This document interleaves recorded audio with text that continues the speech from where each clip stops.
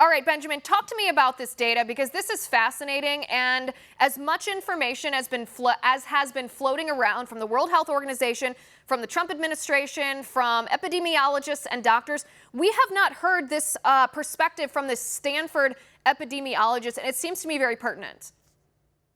Absolutely. And I think your introduction, your opening monologue was spot on. There are several issues with this imperial study that seems to be the basis of, as you described them, these draconian measures that are happening around the country and inflicting significant harm culturally, economically, and beyond. And I think there are three real main issues with the data. The first being reliability. If China is the greatest sample size that we're looking at, and we know how dubious statistics are that come out of China when they hid information about this for weeks, if not a couple months, as it metastasized and wreaked havoc on the world. That shows a major deficiency in the numbers that we're looking at. Number two, I would say, is the number of variables and the complexity of variables that go into any sort of study like this.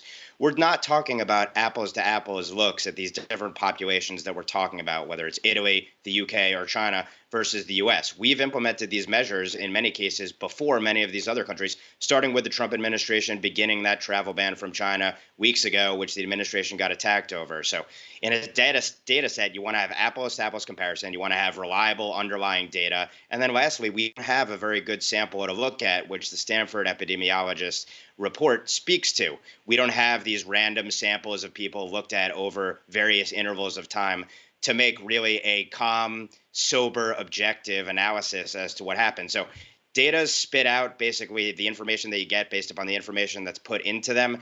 And right now, I would suggest that it could be a garbage in, garbage out Yeah. situation, understanding that this is very serious and we have to take very seriously the information that we have and make rational decisions accordingly.